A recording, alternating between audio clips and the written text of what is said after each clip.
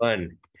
Hey, everybody. John Malanka here with United Patients Group, Be Informed and Be Well. And I'm with an old friend and colleague, Len May from Endocanna Health. Len, how are you doing? Good to see you. You too, brother. Appreciate it, man. I don't want to say we're pioneers, or I don't want to say we're old, but we're getting to the point where we're considered pioneers in this industry. Every one of these gray hairs is earned. Well, I have, when I don't shave, you do see it like that, and if I didn't have my hair slicked back, you would see the grays in there. But anyway, thanks for being on. Blessings to you, your family, and everything else like that. Endocanna Health. I mean, you've been in this sector, cannabis sector, for quite some time, and you deal with DNA, the body, and the endocannabinoid system, as well as different cannabis varieties when treating different ailments. And so there's a kind of science behind it, but also medical behind it. And so before we get into that, I'm just going to start throwing questions at you. What's your version of the endocannabinoid system? What's your definition, I should say, of the endocannabinoid? Yeah.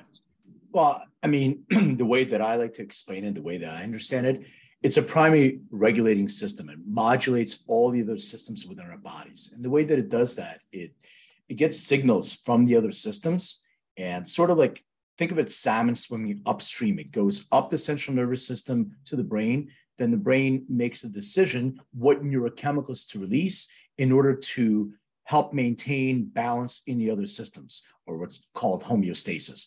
And the two endogenous neurochemicals that the endocannabinoid system uses are anandamide, which is the word anand means bliss in Sanskrit, and also 2-AG. And just in general, the way that it works is when we have a situation maybe of stress, or somebody cuts us off as we're walking down the street, we have all these neurochemicals that are pumped into our bloodstream. We have some dopamine, some adrenaline, some norepinephrine, some cortisol. Then once we realize there's no lion chasing us in the jungle, those neurochemicals start being taken back up, the reuptake process, and then our brain will release those neurochemicals that I mentioned as well. And that's to get us back to that balance and homeostasis. The challenge is we are all individuals. So 99.9% of us are identical. It's a 0.1% that really makes the difference. And in that 0.1%, there are certain enzymes that we have as individuals that may secrete less of our endogenous endocannabinoids than our neighbor next door to us. So when that happens, we are lucky that we found this plant in nature that actually has receptors within our body that can create some of these, kind of bridge some of those deficiencies. So as I was given that example of stress, now our brain is going to release anandamide and 2-AG. So the 2-AG will go in and help to reduce some of the inflammation from an overactive immune response, and the anandamide will help to be able to get us back to that feeling of balance from stress. But if we have certain genotypes, there's a gene called, as an example, I know you didn't get into it yet, but since we're talking about the endocannabinoid system, just wanted to show people that there's a difference in how individual endocannabinoid systems work. There's a gene or single nucleotide polymorphism called FAAH, fatty acid amide hydrolase. So that specific gene produces an enzyme that breaks down or metabolizes anandamide. So a person that has a certain genotype, which is called homozygous, and I'll get into that later on, they actually metabolize and break down more anandamide. So they produce less anandamide than the average population. So in that situation, that cortisol level in the individual stays longer in their bloodstream. And if that's the case, they can have an overactive immune response, which we will feel as pain and inflammation. So people come to you, to us, and say, pain. Okay, pain. Pain to me is a symptom. What else is going on there? Maybe there's an imbalance in your endocannabinoid system. What can we do to make sure that we bridge that gap in what you're naturally not producing? So by consuming, phytocannabinoids in a plant, it'll bind to that CB1 receptor, THC or delta-9 THC, and it'll release more anandamide that you can bridge. So that's really the way that the endocannabinoid, and it modulates all the other systems within the body, like I mentioned. And that's really how it works. It gets those signals and it's always, always working. But we have to make sure that we understand that everybody has their own individual endocannabinoid system. Well put. I love your description of the salmon swimming upstream as well. I always say cannabis is not a one size fits all. What works for me may not work for you, and vice versa. Before we get into Endocanna Health, you hear DNA everywhere now, and Ancestry.com, 23andMe. So what is DNA? Yeah, DNA is basically our material of life. So when we're born, we get DNA from both our parents, 50% from our mother, 50% from our father. And the way I like to describe DNA, think of it as a big thing of on and off switches. And so when we get these, some of the on switches are turned on for us. So when we're born, like our skin color, our eye color, hair color, all these switches are turned on. The rest of them are encoded messages. They're encoded in our, in ourselves personally, and our lifestyle. What we do will dictate whether we want to turn those switches on and off. So the way our lifestyle, what our nutrition is, our mindset, stress levels, exposure to heavy metals, all these things can dictate the expression, which is called epigenetic. And the way that works is you have your DNA, then you have, which is your encoding, then you have messenger RNA that goes from that DNA that gets the message and send it to another place with messages to create certain proteins. And these are the proteins or building blocks that we need in order to turn those epigenetic expressions on or off. Now, I feel everybody should know what their genetic predispositions are, regardless of cannabis or the endocannabinoid system, just in general. Because if you know these predispositions about yourself, you can take specific action to turn those on and off. And the way DNA communicates to us is like computers have a binary code, ones and zeros. And then we have a user interface on top of that. And DNA communicates in a 4-letter code, a C, a T, an A, and a G, which are called nucleotides. The combination of those 2 letters are your genotype. And that genotype is your 0.1%, what makes you unique. And when you look at a DNA report, they talk about a variant. So a variant is basically what difference do you have in you from the average population. So somebody maybe is more predisposed to X, somebody is maybe less predisposed to X. So it can be examples like if you have a predisposition to alcohol dependence. Well, you may know that about yourself because, grandpa and everybody else down the line, but there is a gene for that. Or maybe even more important, if somebody has a predisposition to opioid dependence. Now you go to your healthcare professional, your pain management specialist, and they give you an opioid. Well, 1 in 4 people may have a predisposition to opioid dependence. And if you're one of them, that can trigger that on switch, and now you're going to have a hard time. So understanding how to navigate through those and avoid those potholes in the road, that's where you're empowered with information. Some things you do want to turn on, and some things you want to keep turned off. If somebody has a predisposition to, cancer, we use this BRCA kind of gene for 50 years, looking at, breast cancer, et cetera. So if you know this about yourself, there's things that you can do. Your DNA is not locked in. It's not your sentence. You can control the epigenetic expression of that when you turn those switches on and off. With this, I'll use Corinne as an example. You knew Corinne, and cancer was in her family. Her mother had it, breast cancer. Her father had cancer a couple times. So is she, that's one thing we always discussed. Is she and her siblings, are they sitting ducks? We stayed on top of this health. We did our blood tests on a regular basis just to see, and I'm a big fan of blood tests, and I've shared this numerous times on a lot of my shows is, going through a blood test with a naturopathic doctor, and an ND is the acronym. MDs will give you a blood test A through Z. Naturopaths will go A through double Z, and they will see where you're high on, what you're low on, why you're tired, why you're gaining weight, cortisol level, oxygen in your blood.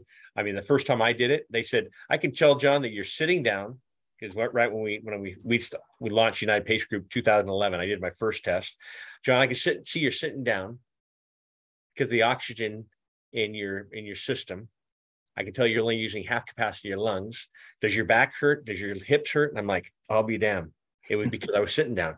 So the first thing I did, I went and grabbed, a stand-up desk and got back into my workout routine. But we were just so engulfed with starting United Patients Group that I had to rechange myself to get back. And I tested myself a couple months later, and everything was back. So that's why it's really important to stay on top of this. Endocanna Health. Let's talk about, so thanks for endocannabinoid system as well as DNA. So what does Endocanna Health do, not only with DNA, but with patients? Yeah. So the goal of our company, I'll just say, when we met with the FDA, they asked us, what is the purpose of your test? And we said, to help individuals avoid a possible adverse event with their cannabis use. So we're not here to find what cultivar is going to get you the most high and anything that. It's not about that. It's about Grandma Mary, to make sure if she's going to consume cannabis for the side effects of her chemo treatment, we want to make sure that she avoids those adverse events. So the way that it works is, it's a DNA test. When we first started, we did research and we looked at every single gene or single nucleotide polymorphism that has a direct or indirect association with the endocannabinoid system.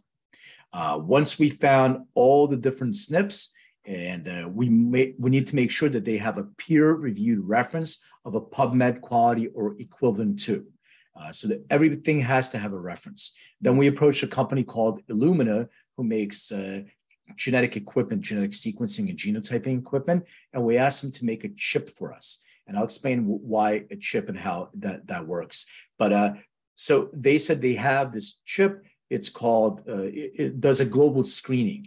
But when we looked at the global screening chip, it was missing a whole bunch of specific endocannabinoid markers. So what we did was we gave them, and we created a custom chip. So we genotype and sequence 675,000 different genes. Right now, they're directly or indirectly associated with the endocannabinoid system. Can you repeat that number? 675,000. And all humans have that many? Well, or you're testing. Good question. We're testing 675,000 now. We just finished our assay to validate a whole genome sequencing. So we're going from 675,000 to 64 million. So it's not even the endocannabinoid system. We're going to be looking at nutrient deficiencies, vitamin deficiencies, anything and everything that we can do in individual skin. What kind of skin conditions are you predisposed to? What topicals may be more aligned with you or not? So all these things, and then disease markers as well. So we have, healthcare professionals that work with us through our clinics, through telemed and in person, and they can talk about specific diseases, which the test currently direct to consumer does not. We talk about symptomatic conditions. So an example would be Parkinson's, let's say. The test is not going to talk about Parkinson's as a disease, but we can talk about tremors that are associated with the disease of Parkinson's. So the way that we get information, I'll describe what you get as well. We get it twofold. Number one, there's a buccal swab. So you get a test kit, it's EndoDNA. You get the kit, we're HIPAA and GDPR compliant. You would swab the inside of your cheek. You would register on our portal, My DNA Live, and you would put it back in a box and ship it to our lab. Once you register, there'll be a timeline. It'll say the sample has reached the lab, it has been extracted and genotyped, and your results are ready. So that's the one way to get your information. The second way to get your information is if you've already done a 23andMe or an Ancestry, what you can do is take the raw data that you already have, upload it to our site, and we'll give you results in about 30 seconds or less. Wow. And when I talk about results... And for our listeners, this is audio and video. And for our audio, I'm on Len's website right now, Endo endodna.com, endodna.com. And so what Len is talking about right now, I'm kind of scrolling through the website as to what's going on. So I didn't want to cut you off there either. No, it's exactly it. So when you receive, I mean, you're showing the right things on the screen. When you receive your report, it basically looks at all the different symptomatic conditions associated with cannabis use and where your DNA can make a difference. So things like anxiety and stress, mood, sleep, pain and nausea, side effects of THC. Maybe some people are predisposed to some side effects. Some of them are common to just about everybody. Working memory impairment, yes, right here. When I'm consuming cannabis, I'm looking for my glasses for a half an hour. They're on top of my head, And then also, psychomotor control. So you shouldn't operate heavy machinery. However, I tend to drive better under the influence of cannabis than not. More careful, but you're not supposed to. So it's just between us, John. We're not letting anybody else know about that. but some things can be much more serious. Like there's a predisposition of psychosomatic effects, which is psychosis-like effects. Now, I've seen this happen maybe a handful of times in the last 10 years or so. And it's a perfect storm that happens. And the perfect storm is somebody has a predisposition to stress reactivity, PTSD, maybe slow rate of fear extinction. And when they consume an edible, which is a high amount of THC, when it goes through their liver, there may be a poor metabolizer, which is something else that we look at. We look at how you metabolize dosing based on metabolic function. So there are poor metabolites of THC. The liver is going to convert THC to 11-oxyhydroxide delta 9. It's going to go back into your bloodstream, bind to your receptors again, and be 5 to 50 times more powerful. But if you're a poor metabolizer, so number one, it's slower onset. Number two, it can last a lot longer. And if you have these predispositions of stress reactivity, et cetera, now you're having a stressful event. And if you have a predisposition to psychosomatic, which is psychosis-like effects, it can trigger that psychotic episode, which is a dissociative experience. And I've had some people be, hospitalized for that. So the idea is, if you don't know, it's trial and error. But at the very least, you want to make sure that you're looking at something. And the third part of that is drug interaction. So there's different prescription medications. So if I'm looking at the EndoDNA test, there's 3 specific things that you will get from it. Number one, what aligns better with you? What is the cannabinoid and terpene profile that you should be consuming based on your genetic profile and based on symptomatic conditions? Number 2, we're looking at drug-to-drug interaction, supplement to drug interaction. So all these different things, one can be an inhibitor, one can be an inducer. So don't take them at the same time. And the third thing is dosing, how much you should dose. We always were taught, first a low and slow, and we'll still continue to say low and slow, but we were taught about, milligram per kilogram. Well, my business partner and I are physically different. He's a bigger man than me and weighs more and is taller. If he and I both consume exactly the same amount of THC, he will have a much more intense experience than me because I am a normal metabolizer and he's a poor metabolizer. So it does have to do with that. And then from all those things, now that you know your ideal cannabinoid and terpene profile, now you can find products that are more aligned with you based on C of A's of different products and geofencing them as well. So question for you. So I'm 6'1", 195 pounds, and I'm very sensitive to salt, butter, alcohol, cannabis. I mean, I'm the type of guy that can have a glass of wine and be perfectly fine, where I have friends that, drink 3 bottles of wine and they're perfectly fine. And the same thing with cannabis. I have success, with a 2 milligram, 5 milligram. I hear others taking 25, 50, 100. I'm thinking, boy, oh boy. So with the example you just shared with your business partner there, can you see, with his metabolism being different than yours, can you see if he predisposed of an ailment before it happens? Is this part of what your test can show? Absolutely. Yeah, that's exactly that really can change a lot. I mean, not in all cases. I mean, Corinne and I, like I said, stayed on top of our health. Yeah. When we asked our doctor, please, something's up, they said, come on, guys, you guys are our star patient, our star pupils. You do everything correctly you're supposed to do. And then all the blood tests came back 0 cancer. And it wasn't until 3 or 4 months later when we did an ultrasound is what actually showed it. And they said, holy shit. It's so having something like this for patients, family members, et cetera, doctors, even to share with their patients is really, hate the term game changer, and I'll use it, a game changer, because it can save a lot of people a lot of trouble if it's the type of cannabis they're taking. Cannabis is not a one size fits all, and I'm glad you talked about the drug to drug interactions. I always talk about age, weight, as you're mentioning with your colleague, sensitivities, the stage of the ailment. God forbid, I hope it's not cancer. Other modalities that the patient may be taking, but also drug to drug interactions. And so those are all things. And so that's part of your test. It shows cannabis, and I'll use sleeping pill or aspirin or. Yeah, well, I'll give you an example.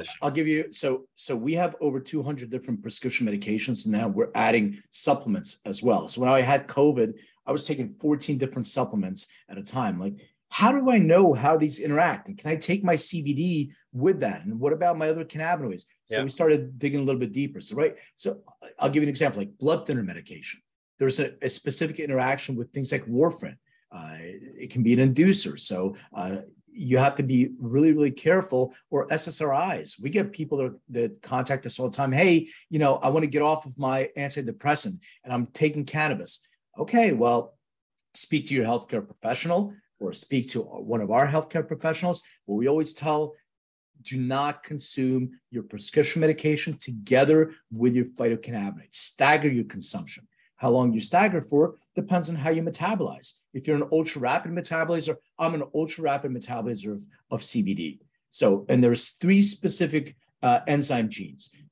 Just for the audience to understand what that means. There's a series of genes called cytochrome P450. So CYP450 create every enzyme that helps us metabolize different things. There's one for lactose. There's one for gluten. CYP2C9 is one for THC. 19 is CBD. 3A4 is CBD and THC together. So when you're consuming an isolated molecule of THC, there's one enzyme that's breaking that down. But if you're combining CBD and THC together, as we would refer to full spectrum, it's a whole different enzyme. So that's why people have different experiences when they consume one molecule versus a whole plant. Yeah, you talk about cannabis as I always talk about cannabis as medicine, but you talk about cannabis as medicine. Now, when you're pairing that with, I'll say, John Smith, or and you're saying, let me do your DNA. Are you pairing it with a strain or formulate? Maybe correct me if I'm wrong. I'm not a big fan of strains because you and I can get a seed from Hawaii, Maui, Wowie. I grow it in Northern California. You grow it in Southern California. Our colleague grows it in Colorado, and someone else grows it in New York. Same seed, or even same clone from the mother. They will all come back different. And so when you're doing these tests, they say, okay, Mary, you're having issues. Go try a Blue Dream strain, or how do you make these recommendations? And it's a great question. I'm not a fan of strains. Dr. Ethan Russo told me multiple times, what does a strain refers to a virus? Why do we call this amazing plant a strain when it's not? Cultivar or a chemical variety, chemovar. But the way that the test comes back, it comes back with a ratio of cannabinoids. Let's say, John Smith, you're better off with a balanced THC to CBD ratio because you have some predispositions. You need an agonist and antagonist of CB1, and then it'll come back with primary and secondary terpene profiles. So maybe linalool and beta-caryophyllene to help take the edge off, and beta-caryophyllene will be something to help with the inflammation. Now, what we do is we run an algorithm. So you also test. So what Len was just talking about, linalool, those are types of terpenes. Terpenes, everyone's very familiar with terpenes, maybe not hearing the name, but you know it by scent. stop and smell the roses. The rose, that the scent that puts off is a terpene. To me, roses bring me back to my grandmother. She grew the most beautiful roses in San Francisco. People were like, how in the heck did you do that? Also, linalool, which is lavender, for calming. Another scent that reminds me of my grandmother. And so they all play a role. And so on your test, your DNA test, do you guys also pinpoint certain terpenes that are beneficial for each patient? Yeah, absolutely. We look at a symptomatic condition. We give you a cannabinoid ratio and a primary and secondary terpene profile. Then what we do is, my background is plant genomics. I used to do genetic sequencing of plants. So that's why I know you mentioned Blue Dream. I would get 5 different Blue Dreams, genetically, sequence those and see, all right, 2 of them are identical genetically. 2 of them are crosses of Blue Dreams. They have some Blue Dream in them. And the 5th one's not even close to Blue Dream. And we still keep calling them Blue Dreams. That's why these names are irrelevant.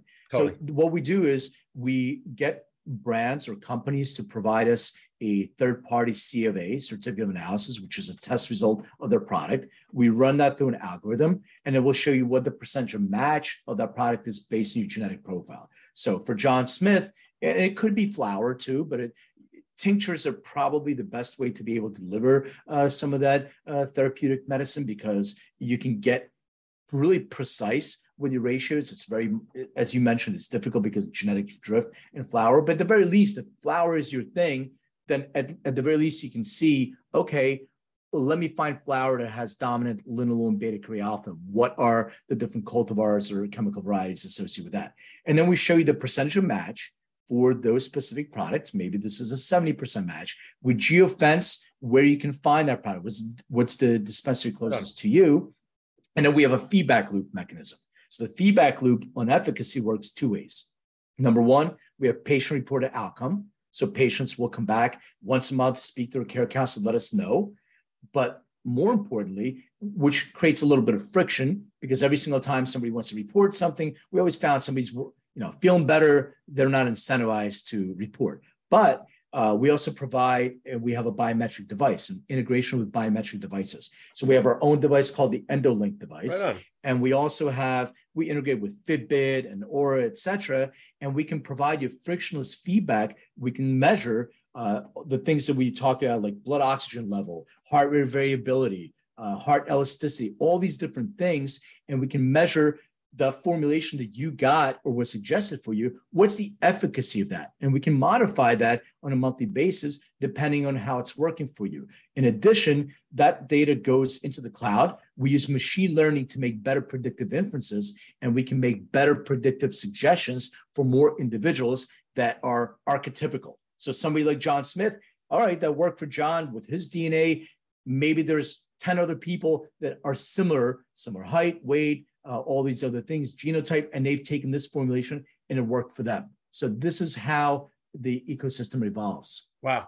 You talk about precise medicine. Can you go further into that? And so talking about the different ratios as well as the terpenes specifically designed that's coming off these tests. And so can you go more into the precision medicine and then also the biometrics as well?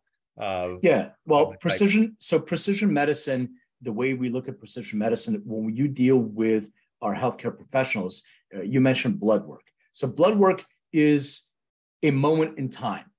So what we want to do is we want to take blood work and we want to add to that. We want to look at your genetic predisposition. We want to look at your biometric feedback. We want to look at maybe you have disease predispositions, and the protocol that is suggested for you based on all these different labs is specific to you. So like if you have some sort of nutrient deficiencies, let's say you're low in iron or you're low in calcium, or you have some vitamin deficiencies, vitamin D, vitamin C, we can suggest supplementation of that, and it can be delivered in intravenously, for instance. So you have your own personalized IV treatment protocol for you based on what you're lacking right now. Also based on maybe hormone levels as well. So we have our clinic looks at hormone levels. Some people, as men age, and I'll speak for me, once you get past 50, well, you have to look at your hormone levels. What's going on Is there anything that I need to supplement for? So you have bioidentical personalized hormone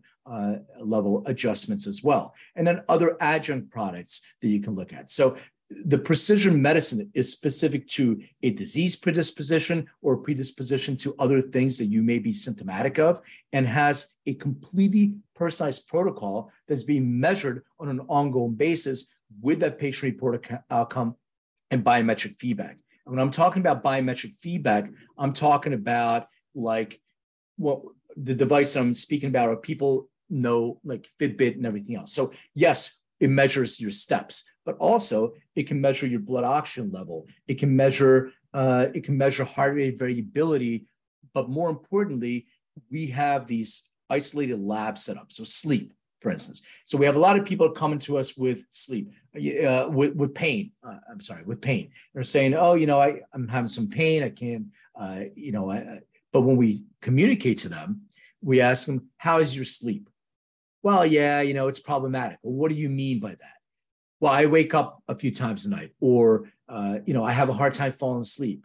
So sleep quality is really important. So what we would do is measure your alpha, your theta. What are the sleep quality that you're getting? And we'll plot that over time and see if the protocol that you're consuming is actually helping you with sleep recovery. And if that's the case, then it may be your daytime protocol, your anxiety, your stress, your mood may be affected there. You'll get off this hamster wheel.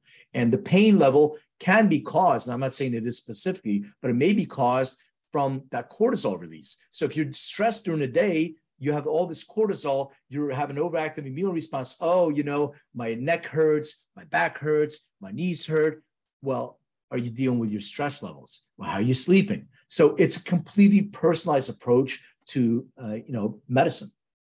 Everything you're talking about, we have a lot of patients that will call and they say, I have an issue with sleep, pain, depression, anxiety, et cetera, et cetera, et cetera. And a lot of times I say, for the women that call, I said, not to get personal, but may I ask how old you are? And I said, I would go get a blood test to see where your hormones are. Yeah. They could be off, and it's a domino effect of take care of the sleep. And guess what? You sleep through the night, you wake up. In many cases, not all, maybe pain-free. They're not they weren't tossing and turning all night, and their body's not all wrenched out. Their anxiety has dissipated. And it's a domino. Let's treat this. And a lot of doctors we've had on the show, Dr. Berriman, bless Dr. Frankel, who's passed away last year. We talked about Bonnie Goldstein, Dustin. Talk about, let's treat this first, and then the domino effect will go on. One thing that you haven't mentioned, but you've tiptoed around, or not tiptoed, but you've thrown a little pieces at it. I'm a big fan of journaling. I tell families and patients, even doctors, have them journal. At this time, my pain level from 1 to 10 is an 8. Okay. I ingested some medicine, and however, well, how do I feel now? But also write down, did I exercise that day? Did I sleep well that night, the night before? What food have I taken? Did I take my medicine before or after my food? And so you can just kind of see where you are and go, okay, I'm seeing that I'm having a better result doing it in the morning, before a meal, after a good night's sleep, et cetera. You come a long way, man. To hearing all the things, because I do all this stuff, but I piecemeal it out from our doctors of this, my acupuncture this, I get our blood test, but I think I love it that, and I'm a big fan of IV treatments from, knock on wood, we would never get flu shots. That was our flu shot. We'd get IV, and they do everything from vitamin C to kidney and liver cleanse, immunity boost, et cetera, et cetera, et cetera. Yep. And so, that's something that I have recommended and spoke about quite a bit over the years. We've done everything with patients that catching it before any ailment happens. Mm-hmm. What happens what can you recommend with a patient that has been diagnosed with something? Because when you get diagnosed, I'll say, use Corinne as an example, to hear those words, you have cancer. I mean, your life just comes to a halt, and you will try anything and everything. And, if it says, and I always talk about it, if it says eat a blue pen, give me a whole box of them. So you're trying everything. And it's, I don't want to say it's in panic education form, but you're kind of going through something like that. Is this something that could be beneficial to someone that has been diagnosed with something as severe as cancer, that they can get a DNA test, see where they are, and hopefully try to find the ratio that works best for you? Corinne's father had stage 4 lung cancer metastasized to his brain. For him, he had success with 4 parts THC, 1 part CBD, where others have had a 1-to-1 ratio with success. We did everything with Corinne, and she had pancreatic cancer, which some of our audience members know and knew her, and our new members, our followers, that was my wife, Corinne, who had, didn't drink, didn't smoke, did everything you're supposed to do, but it was diagnosed with pancreatic cancer. And she lost her battle after 4 months. I can't tell you, Len, how many pancreatic cancer patients, families that I speak to, that their loved one was diagnosed and 48 hours later, so they pass. And so, which is very common. So maybe all the things we did, from IV treatments to different cannabinoids, and I journaled everything what we did, what she ate, the pain level, and the formulations that we put in there. And so with something like this, could this help a patient that has already been diagnosed, is what I was, in the long. Yeah. And I mean, what you said about Corinne's right on. Yeah. And people, it's really an individual thing. Do you want to fight? So unfortunately, a lot of people come to us or look at cannabis as a last resort. Totally. And it shouldn't be. It can be an entry level. Or combination. Yeah. I tell people, if you're going to go that route, I'm not telling you to stop. You can incorporate cannabis. It's not going to zero out the chemoradiation that you're doing. 100%. It could be beneficial for sleep, mood, appetite, pain relief, and as well as healing. Yeah, and there are studies that you can find on PubMed that show chemo with phytocannabinoid treatment is more efficacious than each one of them alone. Yeah. So yeah, absolutely. To answer your question, yeah, so we're not a diagnostic test. If you're already diagnosed, you can speak to our doctors and find out what the protocol is. And if cannabis is something that you want to consume, that's part of your protocol, then absolutely, you should know exactly what type of cannabis will work for you and for different kind of things. Some of them can be the anxiety, the stress and anxiety you have to deal with getting that diagnosis. Let's see what we can do to find something calming. You don't want to consume something that's actually going to exacerbate that stress level. You want something that's calming. And once you find those things and start addressing those things, help your body to heal. We're not making any claims that, cannabis has been able to shrink tumors, et cetera, but it has been. There are studies associated with that. So our goal is to be able to address those symptomatic conditions while hopefully we can actually help the patient, move on to a successful treatment also. But it is truly a personal experience, and we're doing it. We just are in the beginning of a pancreatic cancer study now under an IRB. So with a doctor group out on the East Coast, and we'll be speaking and publishing on that as well. We're in a phase 2 clinical trial with Harvard Medical on the association of anxiety and how cannabis can address anxiety stress. We just completed a study at CU Boulder on the correlation between stress and pain and how cannabis can support with that also.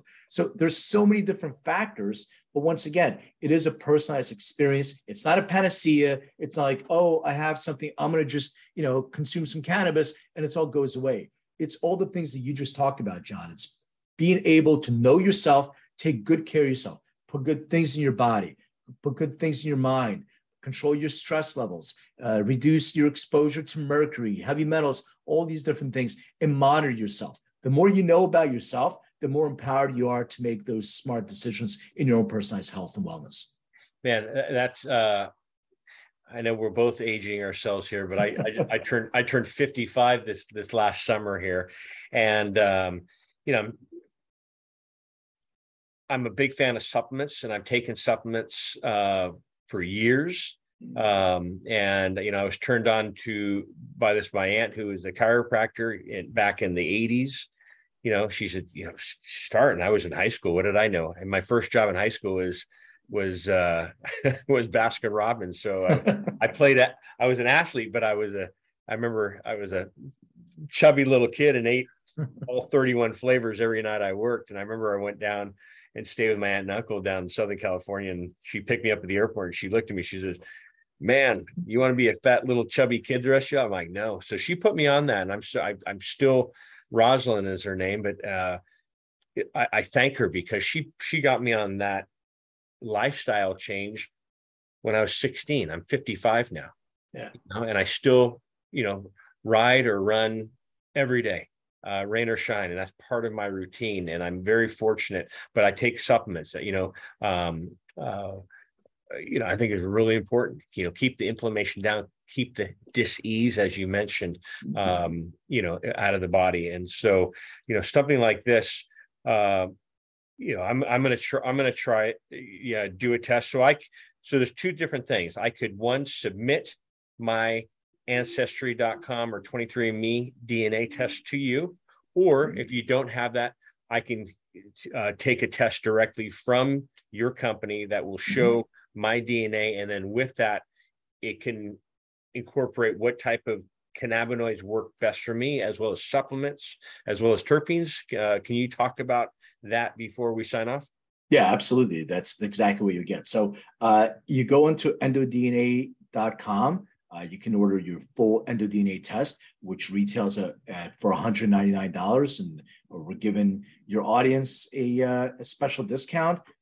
So you can communicate some of the code is UPG20, and that's the code that you can give to your audience. And it's across the board over any product that EndoDNA. And I'm assuming the 20 is a 20% off? Yes, 20% off any. Yeah. So any products.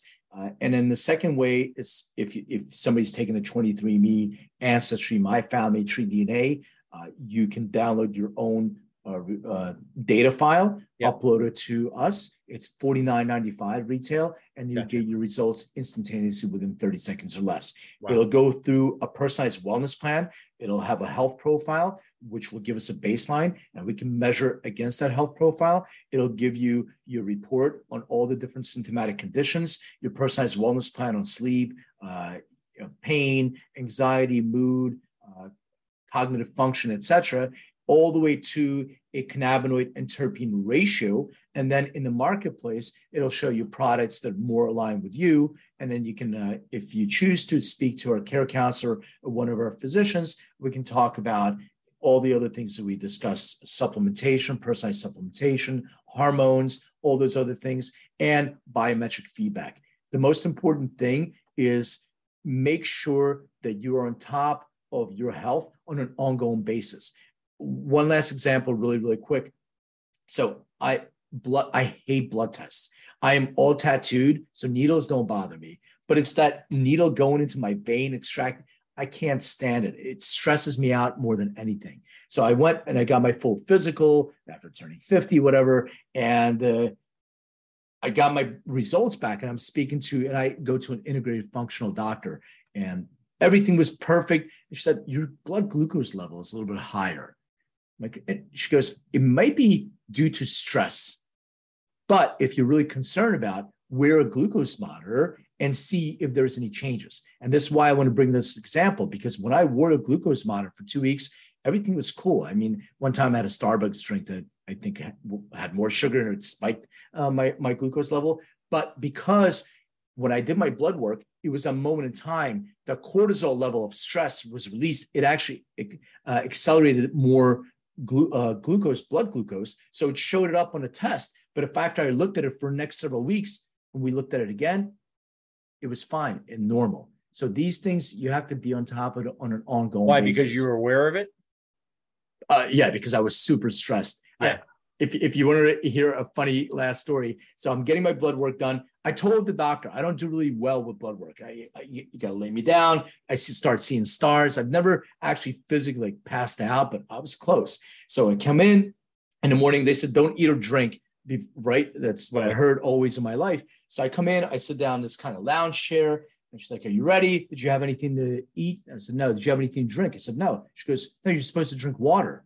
I said, "What do you mean? Nobody ever told me." She goes, "Well, have some water because it thins out your blood." So she gave me like a little tiny bottle. I drank that down, and she starts, we're talking. She starts going, "It's fine, doesn't hurt." And we're talking, and all of a sudden, I can't hear what she's saying to me anymore. And I hear in the background, "Hey," and she's calling somebody else to come help. And they run over, and then I kind of come through it, and I'm like, "What's going on?" She goes, "Oh, I think you were out of it a little bit." I'm like, "Oh, let us give you some juice." So she gave me some juice. I'm drinking some juice. I'm like, "Oh, okay, I'm feeling better now. I'm good."